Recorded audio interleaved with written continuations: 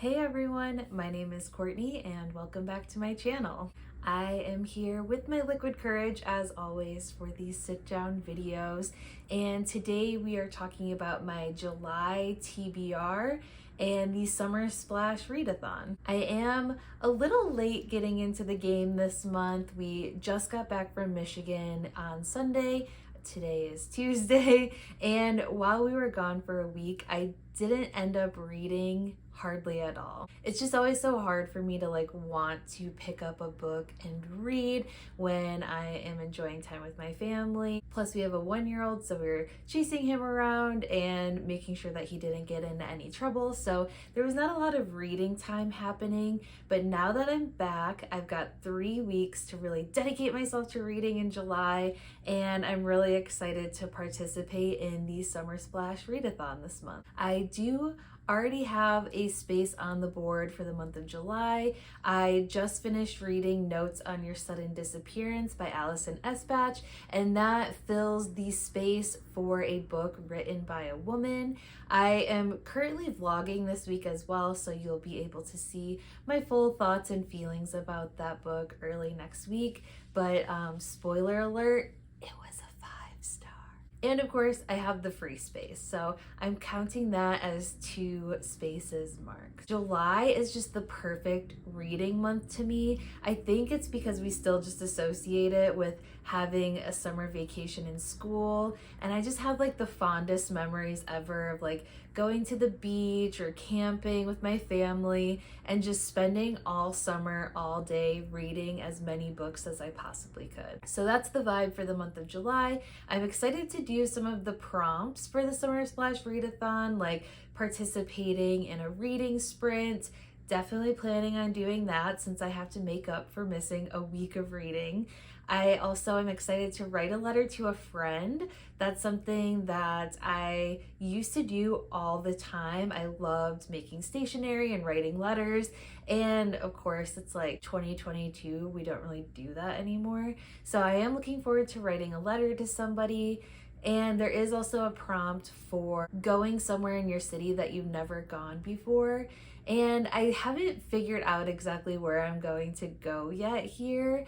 But since we are leaving Chicago in about 6 weeks, I would definitely love to explore a pocket of the city that I haven't yet. Again, we're gonna figure that out. For the prompt of reading a book with yellow on the cover, I am reading Book Lovers by Emily Henry. I am already about 100 pages into this, and I started it yesterday. I am loving this so much already. I have never read an Emily Henry book before, but I've just been instantly charmed by it. We are following Nora, and she's a literary agent who has a hard time relaxing and taking it easy, and she just can't figure out why her relationships don't work out. And she's got this nemesis, Charlie, and when she goes on a month-long vacation with her sister in the goal of having a rom-com-esque month away together, she runs into Charlie and the sparks are flying. So I am really looking forward to seeing how this romance plays out. And yeah, I'm really liking this so far. For the prompt of reading a book with a body of water on the cover, I have She's Come Undone by Wally Lamb. I have been meaning to reread this book. I actually read this in high school. I really remember loving it, but since it's been so long, I don't remember anything about it. And recently I was pulled to this book again. One of my friends just read it for the first time and she absolutely loved it. It is pretty long, so we'll see how that works out this month. But I did want to read this for my rereading favorites series. So if I get to this month, hopefully I do, there will also be a more in-depth video about this book too. For the prompt of reading a childhood favorite, I had such a hard time deciding, and then I ultimately decided on Fall into Darkness by Christopher Pike. I loved Christopher Pike books growing up. They're kind of the step up from R.L. Stine. They were for teen readers. lots of like monster slasher vibes. I remember reading this on a trip out to South Dakota with my family on summer vacation, and I just really liked reading Christopher Pike, especially because I was like 12 and there's lots of kissing in them. So we're gonna revisit Christopher Pike, and this is about a teenage girl. She is on trial for murdering her best friend.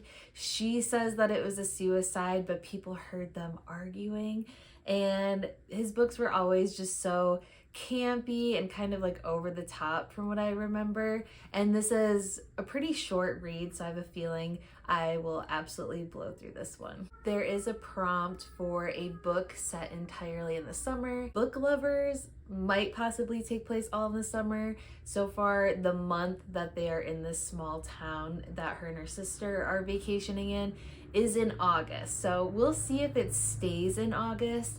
Otherwise, I have really been looking forward to reading One Italian Summer by Rebecca Searle. Don't know that much about it, but I have heard nothing but good things about it.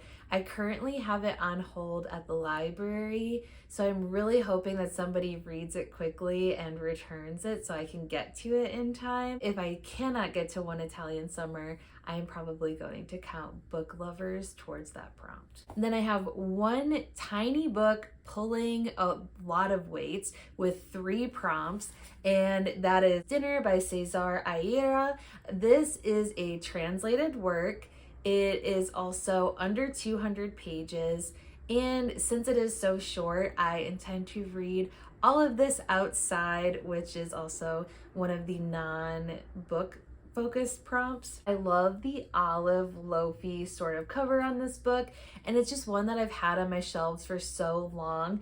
I know that Patti Smith really loves Cesar Aira, and she has blurbed this book on the front and the back, and this is a very short zombie story. For the pride prompt of reading a book with a queer main character, I also have another book pulling double duty, and that will hopefully be Red, White, and Royal Blue by Casey McQuiston. The buddy read for the Summer Splash Readathon is I Kissed Shara Wheeler, also by Casey McQuiston. So I might do that one instead because I do have access to that on audiobook, but I know that Red, White, and Royal Blue is a very popular book. I hear nothing but great things, and I think I'm going to try and get my hands on the audiobook version of that as well. And that is a romance book between the first son of the President of the United States and a prince. And if I don't read Red, White, and Royal Blue, I honestly don't know what I would read for the royalty prompt. It's not something that I typically read a lot of, but we'll see. For the prompt of reading a book from a genre that I don't normally read, I am hoping to read The Employees by Olga Raven. I bought this one for my husband a couple of years ago, and this is also under 200 pages and translated. The tagline here pretty much sums up what it is. It's a workplace novel of the 22nd century. I believe it is human and non-human creature robot type people working on a ship together, and they start to become sentient and experiencing real emotions that they never had experienced before. So I'm curious to see how this goes. Each page is a different remark from one of the employees, so I think it should read pretty quickly, but I'm hoping that for a short novel in a completely different time and place, that all of the gaps are filled in for me. And the last book that I'm hoping to read somehow in the next 3 weeks, it is for a book written by an author of color, and for that I have Essential Labor by Angela Garvez. I am so excited to read this. I love nonfiction about parenting and motherhood specifically, and this is all about the essential labor of mothering and taking care of children, and how undervalued and underappreciated it is, but how it's also a revolutionary act to mother and caretake for children. So I am really looking forward to this. I have a feeling it's probably going to make me a little mad, but also maybe recharged and inspired as well. Those are all of the books that I'm hoping to read in the next 3 weeks of July. I am also planning on vlogging every week. I am just really trying to capture those like summer reading vibes, especially since August we are moving out of state, so we're gonna have a lot of packing and a lot of chaos going on, so reading probably won't be my primary focus. So this is really like my last couple of weeks before chaos ensues to get a lot of awesome summer reading in. Leave a comment down below. Have you read any of these? Are you planning on reading any of these? Are you participating in the Summer Splash Readathon? I love hearing from people in the comments, and it just like makes me so happy to be able to start talking to more people about books. And if you are new here, please subscribe. Gives me a little confidence boost every single time as well. And please like this video. That really helps me out as well as I make more videos and hopefully have a lot of different content coming up once this move is complete. Thank you guys so much for watching. I hope that your July is full of amazing summer reading vibes as well. Happy reading and cheers!